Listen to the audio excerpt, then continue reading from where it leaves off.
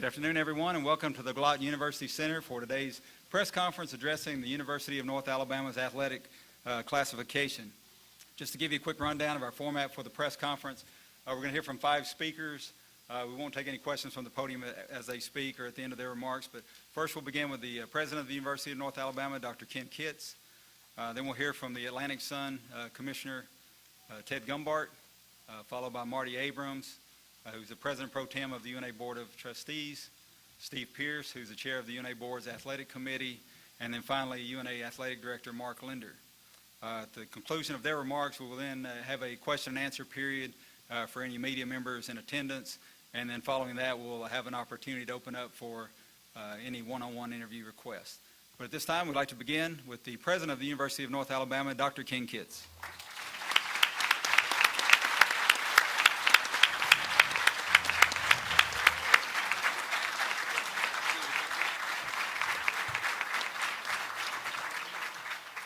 Thank you, Jeff, and good afternoon, everyone.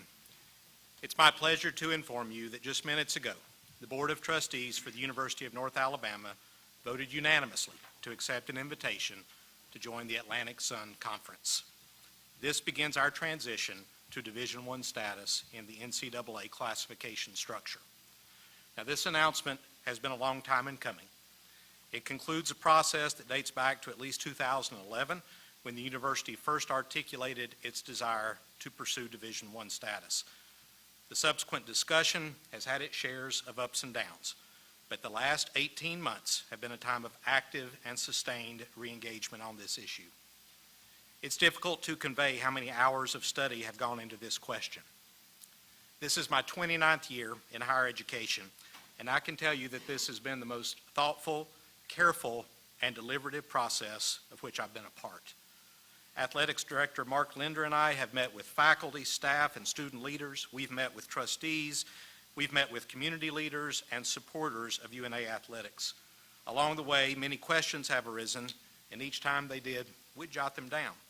And I'm glad we did, because that list of questions now forms the basis for a comprehensive FAQ that we've put together on this topic. We have some hard copies of that FAQ available today, and if we run out, don't worry, it's available on the website as well. I encourage everyone to read the overview and FAQ. It will provide background on this question, help you understand the issues involved, and will give you a sense of the due diligence that we've performed through study, reflection, and consultation with experts. There you will find answers to many of the questions you might have. Can UNA be competitive at the Division I level? Yes. Can we afford this transition without diverting resources from other parts of the university? Again, yes. Will this move enhance our academic profile? Again, the answer is an emphatic yes. So please, my strongest encouragement to read the FAQ for detail on these and many other questions ranging from travel to community impact of the move to the timeline for this transition. Now, much has been made of the fact that resolution of the D1 issue has been one of my job targets as presidents. That's true, but make no mistake that this question is much larger than Ken Kitts, and it's larger than Lion Athletics. This is a question about our institutional identity at UNA. And if I could speak on a personal level for a moment, I've learned so much throughout this process.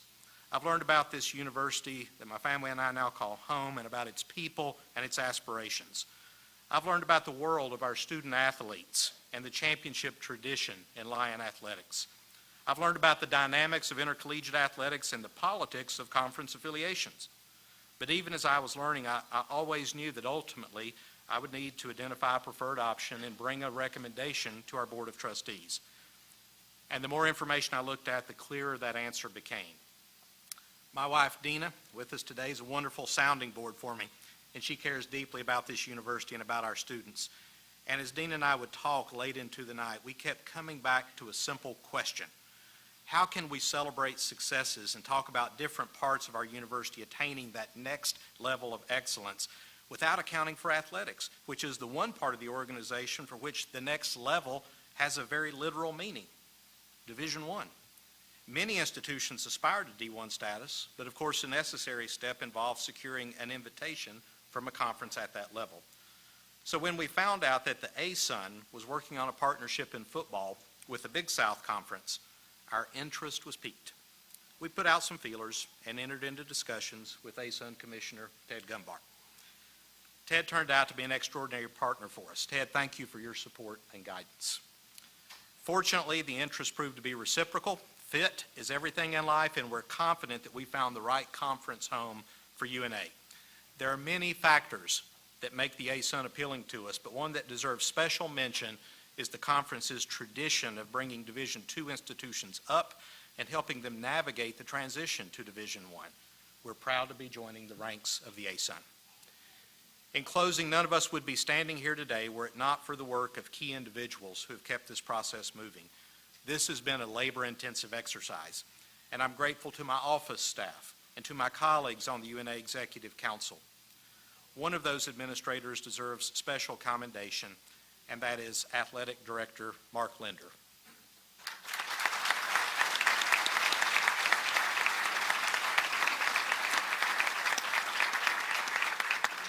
Mark is a man of quiet dignity and passion for UNA and passion for our students. And I wish to thank him for his excellent work in building an athletics program where expectations are high, championships are the norm, and there's confidence about our ability to compete at the next level. Thanks go also to members of the UNA Board of Trustees, two of whom you'll be hearing from shortly, for giving so freely of their time on this issue and for the tough questions they ask along the way. We're better because of those questions. Finally, our gratitude goes out to community leaders, many of whom are in attendance today, for their encouragement and expressions of support. We have the community support to succeed. We have the faculty and staff talent to succeed. And we have 7,492 of the finest students you'll ever meet. Our students love UNA, and through their love for this institution, they will help us succeed. Ladies and gentlemen, it's our time to roar at the University of North Alabama. And today, we're roaring more loudly and proudly than ever before. And with that, it's my pleasure to invite Commissioner Ted Gumbart to the podium to speak on behalf of the ASUN.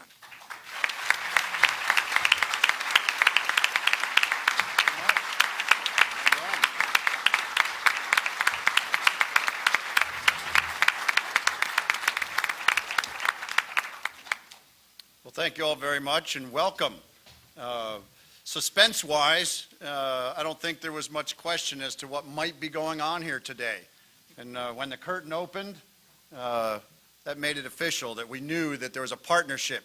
And we're very glad to be here. The excitement is two-way.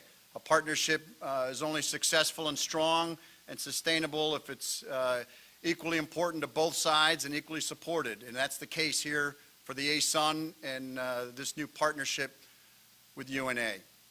I want to welcome not only you who are here with us in the facility here, but we have a worldwide audience through ESPN. This is being broadcast live on ESPN3, a partner of the ASUN and now a partner of UNA that helps us broadcast. So one of the discussions about the brand and getting the message out and that this platform will be a benefit to UNA, it already is.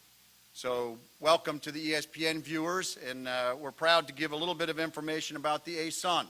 You all know an awful lot about UNA, and I learned an awful lot about UNA.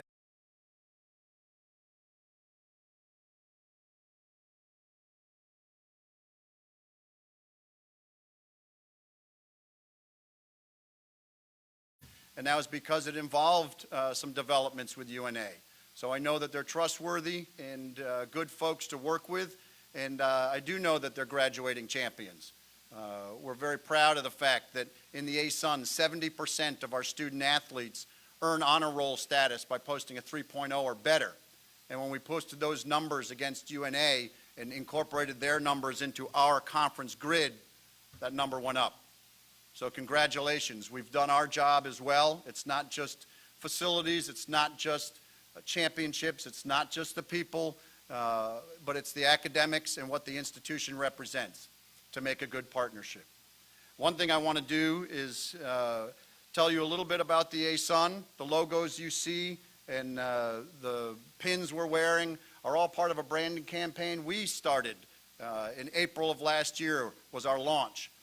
We came up with Students First as our first beam in the ASUN. We don't have pillars, we have beams. And Students First translated into the students being the group that first launched that logo. They were the ones that had a hand in designing it.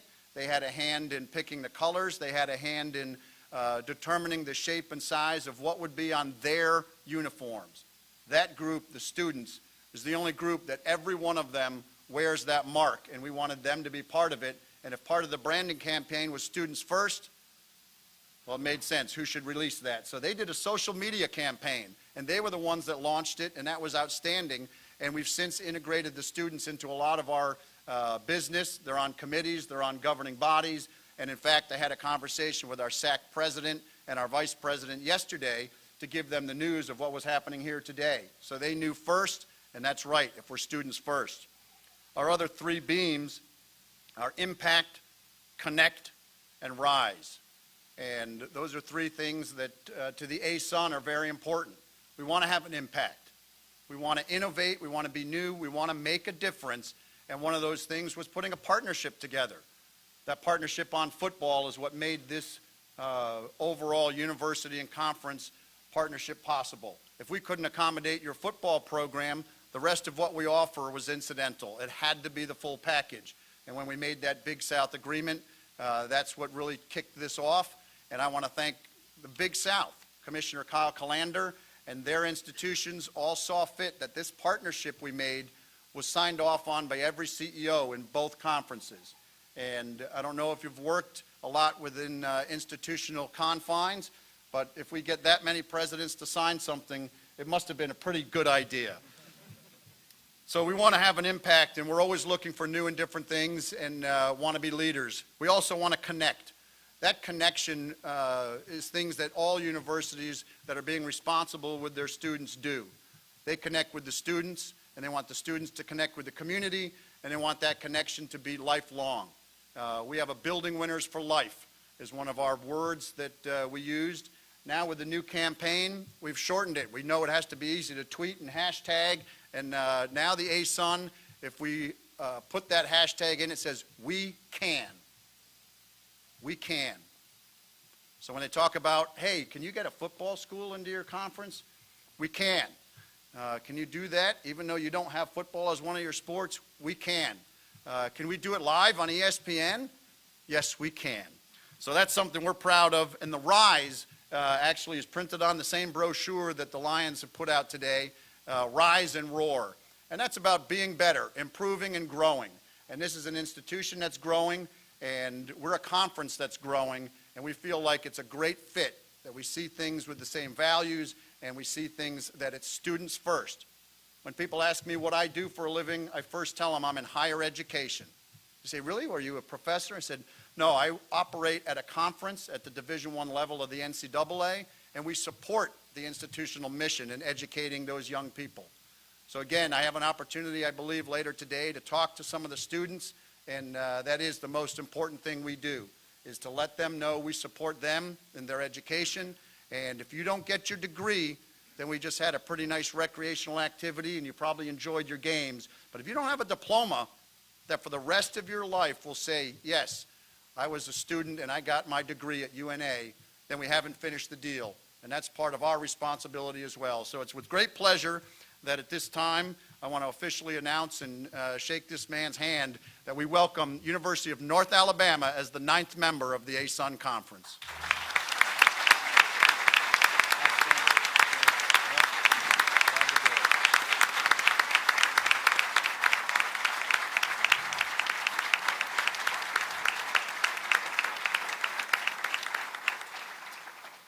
I have one short announcement, and then I'll give my closing statement. But part of what we do is try to get students integrated into the ESPN productions on campus. We have a team on every campus that produces games that go straight to ESPN. It's been a great advertising agent. It's been a great promotional tool. It's a great recruiting tool, but it's also a great educational tool for the students on campus that get to produce and put ESPN on their resume. And today, we had a chance to incorporate some high school folks. And today's production, Director Eddie Forsyth and Will Corey and Randy Bruce and the national award-winning Florence High School students are helping us with the broadcast today. So thank you all for being part of our production. Thanks, folks.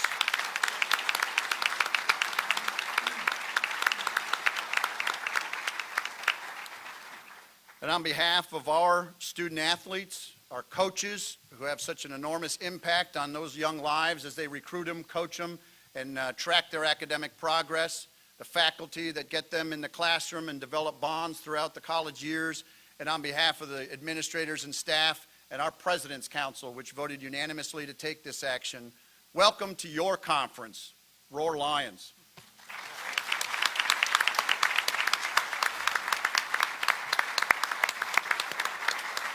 Now we're going to hear from three other people who had key roles in this process. First, Marty Abrams, the President Pro Tem of the UNA Board of Trustees. He'll be followed by Board Member Steve Pierce, and then our Athletic Director, Mark Linder. Thank you, Jeff. On behalf of our Board of Trustees,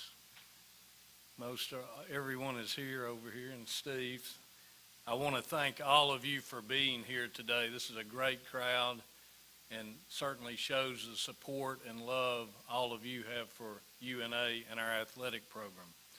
I especially want to thank Ted Gumbart and his staff from the ASUN Conference for having the confidence in the University of North Alabama to extend us an invitation to join your conference.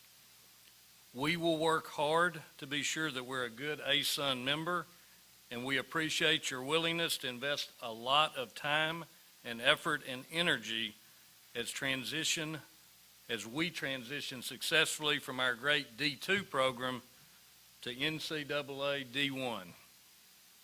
Lou Holt said, "If what you did yesterday seems big, you haven't done anything today."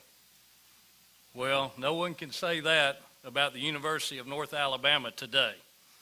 I view the ASUN invitation that our athletic program received comparable to our recent prestigious accreditation of like our College of Business. And only 5% of universities got that designation in our College of Business. I'm extremely proud, but like it, this invitation signifies an important and historical milestone of achievement for our entire university. The move to D1 and the ASUN Conference will benefit all of us, not just our student athletes and athletic staff. The University of North Alabama will be able to take advantage of the additional branding opportunities that Ted mentioned today. They're made available to us through the move to D1 and ASUN and its affiliation with the Big South Conference for our men's football. The branding and promotion through major programming networks such as ESPN and social and print media could be worth millions of dollars for this university. It's been proven that if properly utilized, such branding can greatly help recruitment and enrollment in our future. Our Board of Trustees is also excited about the higher academic standards that are mandated for all NCAA Division I universities. Our student athletes have a history of excellence, not only on the field, but also in the classroom. We're confident that this will continue and we will see superior performance in the classroom from our student athletes. Thank you again for all of you being here today. We're counting on all of you in the Shoals and our alumni and friends to keep supporting UNA's athletic program. Roar Lions.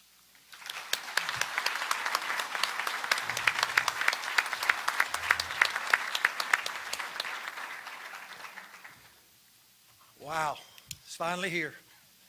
I look around this room and I see a lot of people that had a huge part in making this happen.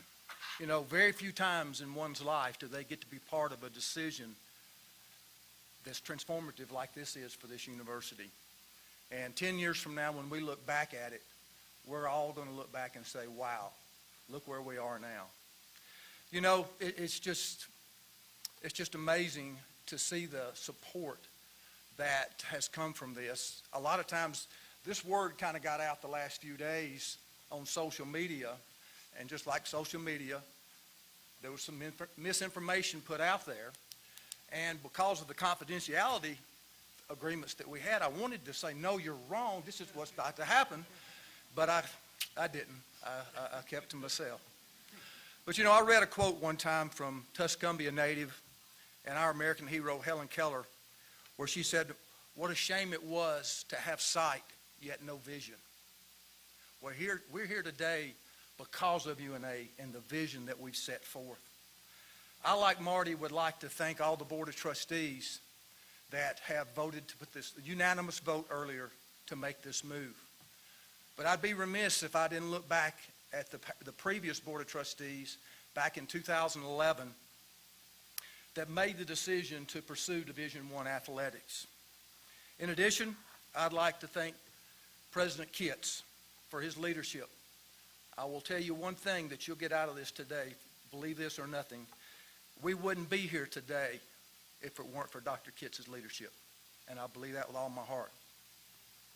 I'd also like to thank, I see a few of them out here right now, a group of donors who believed in this vision and were willing to give generously to make it happen. And there were times, I'll be honest with you, there were times when it had been easy for them to bow out because of the delays and the detours that we've had to take to get to where we are. But they kept giving, and they stuck with the dream. I'd also like to thank Ted Gumbar, the commissioner of the ASUN, for believing in us and allowing us to be part of this great conference. One of the things that I was asked to address today was the economic impact to the community and the quality of life of this move. I see a lot of city council members, and I understand, I think maybe even you might have canceled your work session, Dick, and that's a big deal when you do that, to come be a part of this and show your support of this. It's just great. Based on a study that was done in 2012, UNA has contributed a $280 million annual economic impact to the Shoals area. Most of the schools that have made this move have increased their enrollment between 11 and 13%. 11% increase in enrollment would be another $30 million annually into the Shoals area. I'm like a few of you when I look out here that I'm old enough to remember when Brawley Stadium in Flowers Hall was full because of the traditional rivalries that we played. A lot of these have already made the move to Division I. Reestablishing these traditional rivalries will enhance the quality of life and re-energize our fan base. I'd like for you also to travel with me a minute to the future in the vision of UNA, and just think if what happened if we won, Bobby, I see you standing back here, if we won the ASUN Conference in basketball and we played in the NCAA tournament, how many of you think this community would go crazy? It'd be simply amazing. That may seem far-fetched to a lot of you, but ask ASUN member Florida Gulf Coast what they did back in 2013 when they beat Georgetown and San Diego State to make it to the Sweet 16. They were the underdog that every basketball fan in this country pulled for in that tournament. Oh yeah, by the way, I think our record's 2-0 against them, isn't it, Bobby?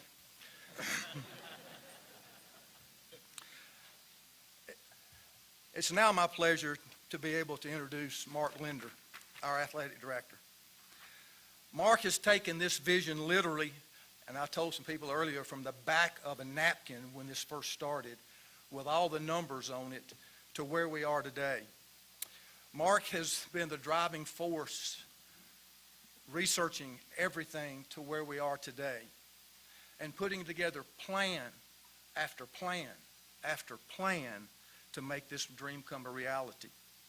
Let me now present to you our athletic director, Mark Linder.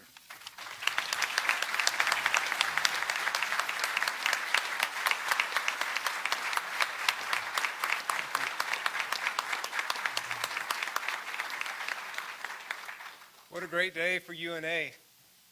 North Alabama is a special place, and I have been traveling over the last couple of days, and on the way back, just had time to reflect. And start talking about our past and the tradition and what we owe those that came before us, this is an amazing place. And so what has happened today is I believe it's a moment in time that we'll all look back at and say this was transformational. When we look back and we say we built upon the legacy of the Jones, we built upon the legacy of the Flowers, and we built upon the legacy of the Selfs. You know, those names mean something in our athletic department. They mean something within our community. And today's is one of those moments in time where we're going to look back and say we built upon that tradition and we did it well. And so I'm just thrilled to be a small part of that moment. When we talk about transformation, when we're talking about academic transformation, we're talking about athletic transformation, we're talking about community transformation. This is a decision that has been made by our board, which we really appreciate, Trustee Abrams, that you believe in our department enough to do this, that we can be a small part to help this university get its brand out and tell about all the great things that we do in the classroom and on the field of competition. So we do want to honor our past. And I believe Steve spoke about the donors in 2011 who stepped up with our advisory board for Division I and gave considerable amount of money. And the Circle of Champions, those individuals that said we believe in the vision of going Division I back in 2011. We are here and we're able to do this well because of your support then. And we thank you for being dedicated in us, and we thank you for supporting us and believing in the vision. I was able to speak to our staff today at 2 o'clock. And this is an emotional day. There's been a lot of work, a lot of readiness to happen for this time, and I didn't want to miss an opportunity to talk to our staff. And I see that they're sitting over here.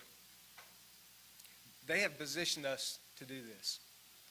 When you look at our GPA as a department, and we boast a 3.07 GPA with 300 plus student athletes, and you look at the effort that they put in to investing in the lives of their students, that they are difference makers for this campus, they are difference makers for this community. And I wanted to have a private moment with them to tell them thank you. When you look at 2016, I don't want to put a jinx on Coach Wallace, and he don't want me to say this, but when you start looking at being 2 wins away in football, and then you look at the calendar year of 2016, this university could boast of 2 national championships. But we did that with a 3.07 GPA, and we did it with an announcement to go Division I. That doesn't happen through one person. That happens through a community of what I call UNA believers, from the Board of Trustees to our donors, to our staff, to the student athletes. It takes a community, and we're here today because of all your hard work, and so I appreciate everybody who is here today. Faith in our future. Commissioner, we will work hard to represent you well. I can guarantee you that. We do talk about graduating champions, and it is our culture to graduate champions. And I say graduating champions because we talk about that in athletics an awful lot. But I believe it's the culture of our university. We graduate champions every single day. I'm looking at one right now. Sarah Green, who is our SGA president, she's a champion. And when she graduates, she's going to be a difference maker in life. That's what we do here at the University of North Alabama. And so I'm privileged to be in higher education. I don't take it lightly. And so, Commissioner, we will work hard to represent your conference, our conference, very well. We have 18 months to gear up. Fall of 2018 will be here quickly. It will be here fast, and we have already started planning. You know, we've talked about budget models, all right? And the university has been very good to support athletics in the past, and they're committed to doing so in the future. But to make this go as well as we want, we have got to get sources from external constituents. We're going to need your help. In fact, I want to use this platform to announce that we have 2 donors that have put up $400,000 to match. And so you will be hearing from us to see if we can get to that goal, because we do need your help in getting us to funding at a high, high level. When we start talking about this move, it is about excellence and it is about impact. And I think athletically and academically, it's going to be excellent for us, for our university. And I think it's going to have a tremendous impact for our community, both on campus and off campus. I appreciate your time. Dr. Kitts, I thank you for your leadership. And I guess all I have to say is Roar Lions.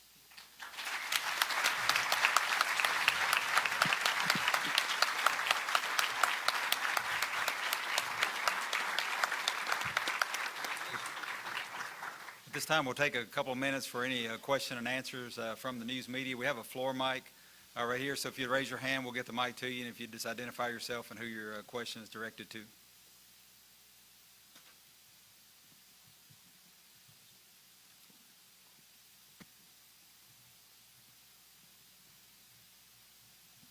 I guess this question is for Dr. Kitts, but I've talked to a lot of students, and their main question is, are we going to get a stadium? Was going to ask you, are we going to get any new facilities here at the university?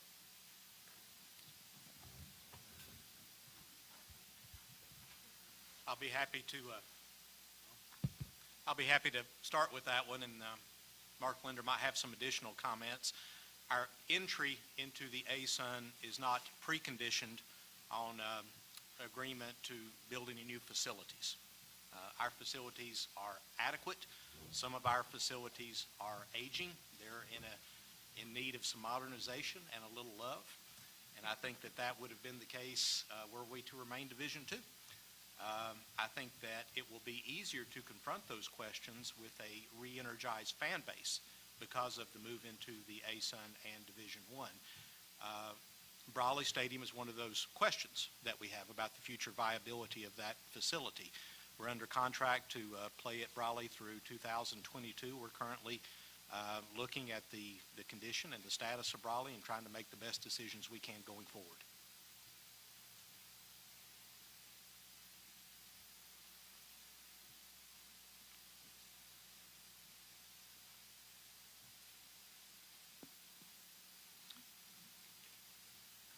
Mark, just talk about the coaching situation. How will it affect them? Of course, you're going into a new area. It's going to be tough competition. Will you make long-term contracts for them, and will they salaries be adjusted to the level they're going into? The question about our coaching staff, once again, I'm very serious that we're at this point in time because of our coaching staff and their investment into our student athletes and buying into our culture of graduating champions. And so Dr. Kitts and myself have already met with our head coaches. And when we start the transition in fall of 18, all right, we're committed to a long-term contract with these coaches that would be on staff at that point in time to make sure that, number one, we are committed to meeting the APR standard at Division I, and also making sure that we're not violating rules and get a good basis of NCAA compliance underneath of us.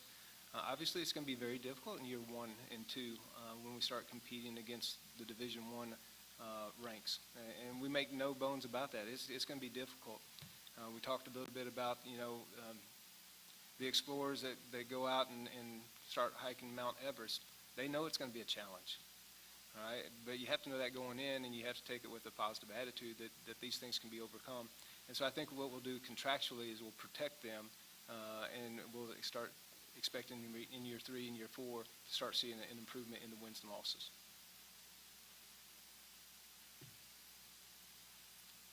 Any other questions?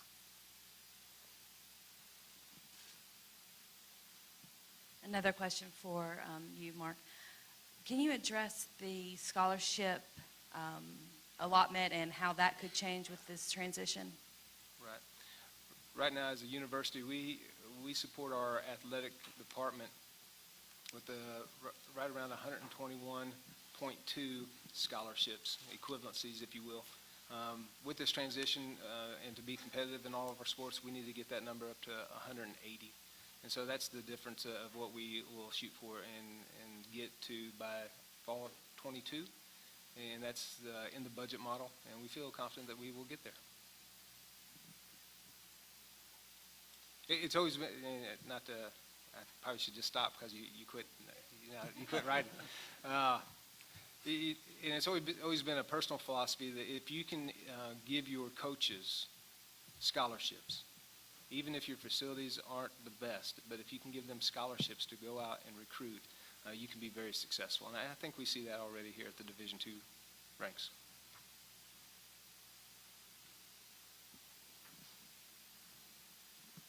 For Ted, 9 members seems to be an odd number. Are there future plans to expand the ASUN more? Well, being from higher education, I think we can go to the math department that 9 is definitely an odd number.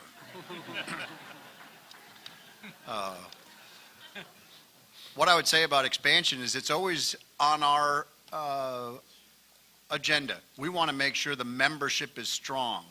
And we've forged a number of new partnerships that there's new ways to provide the security that we want for all of our members. So we spoke a little bit about this process.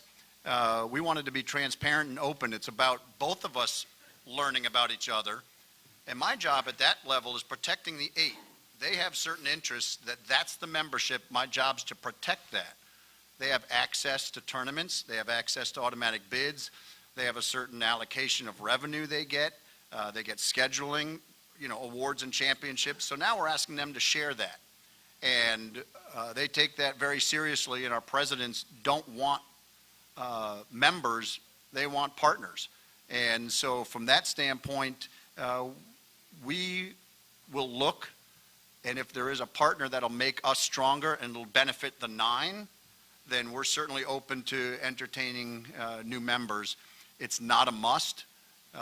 We've got partnerships in swimming and women's lacrosse and men's lacrosse and football, and we believe that we will be able to provide whatever championship opportunities and AQ opportunities that our institution's student athletes deserve.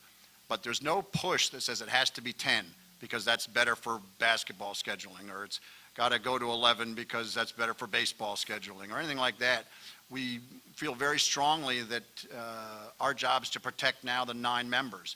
And I'll take my orders from the presidents. If they feel like there's rationale to move ahead, we are definitely open to it and always exploring the landscape from that standpoint. But there's not anything that is imminent or that has to be done on short notice. But we're very pleased to celebrate UNA's membership today.